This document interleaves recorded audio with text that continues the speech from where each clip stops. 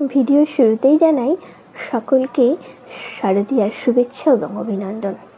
দুর্গাপুজো মানেই আমাদের প্রতিটি বাঙালির কাছে একটা আবেগ, যে আবেগ মুখে বলার নয় এবং প্রতিটা বাঙালি এটা অনুভব করে।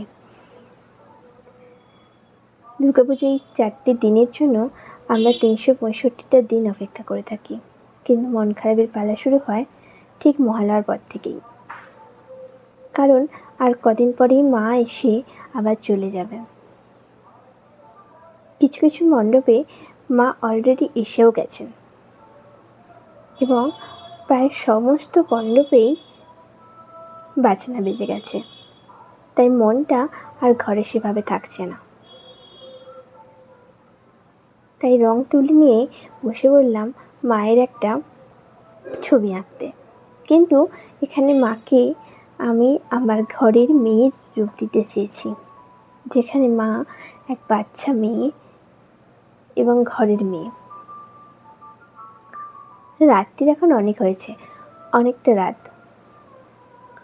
বসে বসে যখন প্রায় বোর হয়ে যাচ্ছি এবং ঘুম আসছে না, তখন ঠিক করলাম যে রং তুলি নিয়ে বসে পড়ি মায়ের ছবি আঁকতে। মায়ের আশীর্বাদ নিয়ে মায়ের ছবি আঁকতে বসে পড়লাম। বাঙালির যে যেখানেই থাকুক, এই 5টা দিন সকলেই ঘরে ফিরে আসে। মা যখন ঘরে ফিরছে আর বাকি কারোর ঘরে ফেরার কোনো বাধা থাকার কোনো কারণই নেই। এই দুর্গাপুজো যেমন এক উৎসব, এই উৎসবে অনেক মানুষ তাদের রুচি রুটি জোগাড় করে।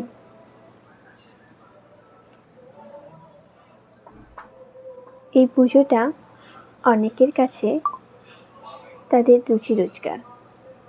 অনেকেই আছে এই পুজোর উপর কটা দিনের উপর নির্ভরশীল।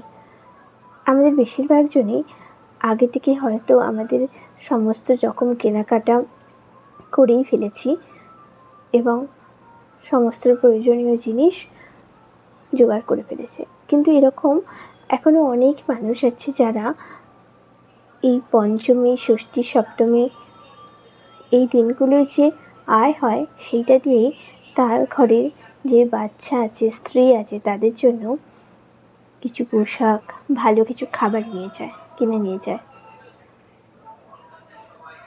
তাই পুজো যেমন আমাদের কাছে আনন্দের, তেমন পুজো কিছু কিছু মানুষের কাছে অতি প্রয়োজনীয়।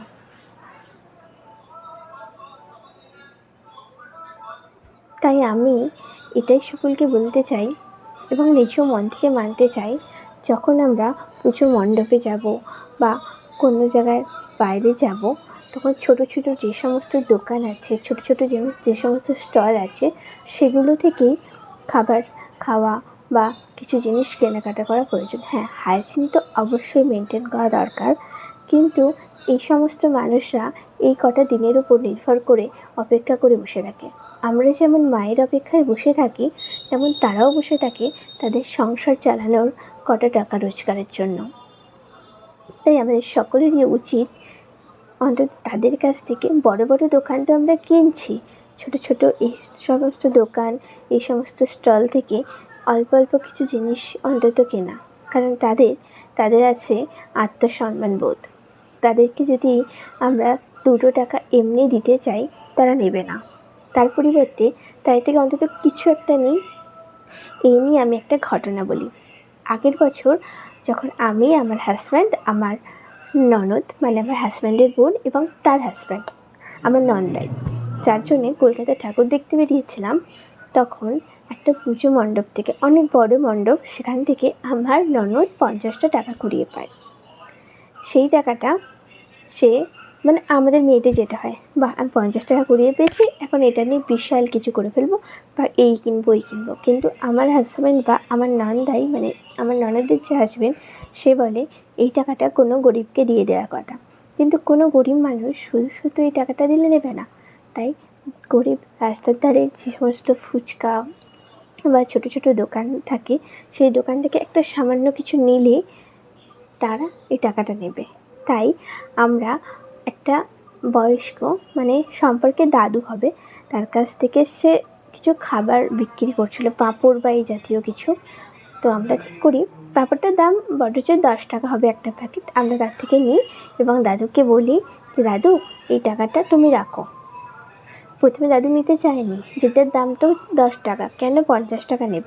আসলে কি জানো তো, আমাদের মানে আশপাশে যারা অনেক ধনী মানুষ আছে তাদের থেকে এই সমস্ত দরিদ্র মানুষের আত্মসম্মানবোধটা অনেক বেশি এবং তারা অনেক সৎ হয়। আমরা তখন দাদুকে বলি তুমি এটা রাখো, এটা তুমি তোমার পুজোতে তুমি তোমার বাড়ির বাচ্চাদেরকে কিছু কিনে দেবে। তখন দাদুটা রাজি হয় এবং আমরা দিয়ে আসি। সত্যি বলছি, ওটা আমরা অন্য কিছুতে খরচ করলে যতটা না আনন্দ পেতাম, ওই দিন ওই দাদুকে ওটা দিয়ে আমাদের কিন্তু পুজোর আনন্দটা আরও অনেকটা বেড়ে গিয়েছিল। তাই আমি বলি এরকমভাবে জানি ওরা এমনি কিছু সাহায্য করলে সেভাবে নেবে না, তাই অন্তত কিছুর বিনিময়ে কিছু সাহায্য করা যেতেই পারে। তাই তাদের কাছ থেকে খুঁটিনাটি কিছু কেনা যেতেই পারে। হ্যাঁ, এটাই মনে হতে পারে যে আমি অনেক জ্ঞানের কথা বলছি, কিন্তু সত্যি কথা এটাই, জ্ঞানের না। কিছু জিনিস থাকে যেটা আমাদের মনের ভিতর থেকে বেরিয়ে আসা দরকার। চলো, এখন আমার মা দুর্গার ছবিটিও সম্পূর্ণ, তোমরাই বলো কেমন হয়েছে।